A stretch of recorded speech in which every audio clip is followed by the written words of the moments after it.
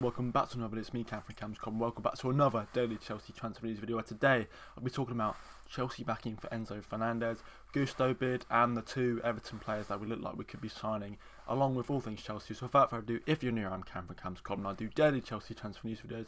I'm trying to get to 850 subs very soon, so you could help me, that'd be great. 80% of you who watch my videos aren't subscribed, so if we get that number down, that'd be even better. But without further ado, let's get on the first story. And yes, almost 3 weeks after I made my first Enzo Fernandez video, he's back. I'm going to start with Simon Phillips Sport, who has said, "My top source has told me the following. Enzo Fernandez's second bid could be any time now for Chelsea. Benfica and River Plate have already discussed the fee that River will get, and the player still wants to move."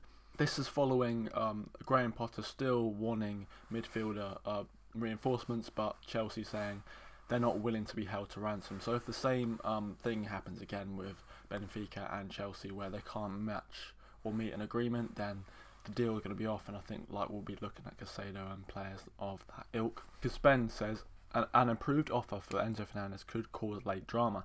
Enzo still wants to move to Chelsea, and the club are considering testing Benfica one more time. And finally, we go to Jacob Steinberg, who reinforces this by saying, "Chelsea are going to resume talks with Benfica for Enzo Fernandez this week, sources have confirmed."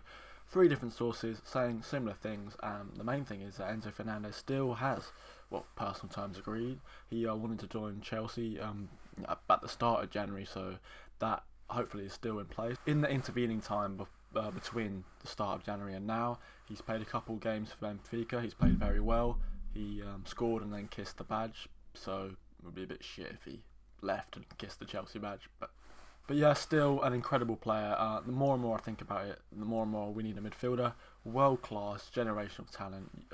People like this don't come along often. Young player of the tournament, the World Cup. So yeah, Chelsea fans, let me know how you feel about this. Of course, I've been wanting Enzo Fernandez this whole time. Casado is good, but Enzo Fernandez is on that next level. On to the next story. On the midfielder, which we needed, a backup right back which he needed, and that's going to bring me on to Fabrizio Romano, who just tweeted, "Chelsea in direct contact with Lyon for Malo Gusto. Understand personal terms are already agreed on a long-term deal. Player open to a move.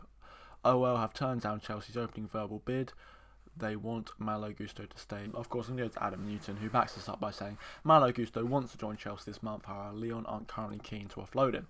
Personal terms, once again, for another player have been agreed, but it seems to be the club that are holding it back." I can understand why lots of clubs won't want to lose their best talents in halfway through the season if they're fighting for Champions League places like Lyon are. It looks like Gusto's being preferred over Denzel Dumfries, so we'll see how this story ends up. But of course, it's vital that Chelsea get a backup right back to Reece James, because Reece James is insane, but once he's injured, our team kind of capitulates. And Azpilicueta has just played his 500th game for Chelsea, which tells you all you need to know about him. Anyway, on to the next story. And finally, it's a double swoop for Everton players. Of course, today, unfortunately, Everton confirmed that they've sacked Frank Lampard, which, as a Chelsea fan, is always upsetting, because I like him, and it's always sad to see managers get sacked, really. But I'm going to go to Matt Law from the Telegraph, who has said, "Chelsea could again look at making a bid for Onana and letting him stay the rest of the season at Everton. Chelsea have considered making a bid for Anthony Gordon, which involves sending him back to Everton on loan." Now, both these stories are exactly the same. It involves buying the player in the January window, but sending him back on loan, because, of course, Everton are in a relegation battle, so in no circumstances do they want to lose their 2 best players, which makes me think, Todd Bowley, just hold up. My thoughts on Anthony Gordon. In the summer, I made him perfectly clear. I want to stay well clear of him.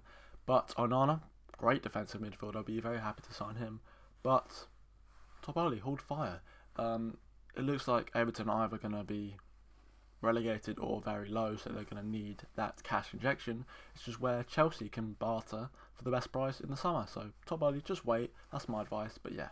Thank you guys for watching. I'll see you tomorrow for more Chelsea transfer news videos. The video is a bit later today because I had uni all day. So yeah, see you tomorrow, where hopefully Enzo Fernandez is hotting up again.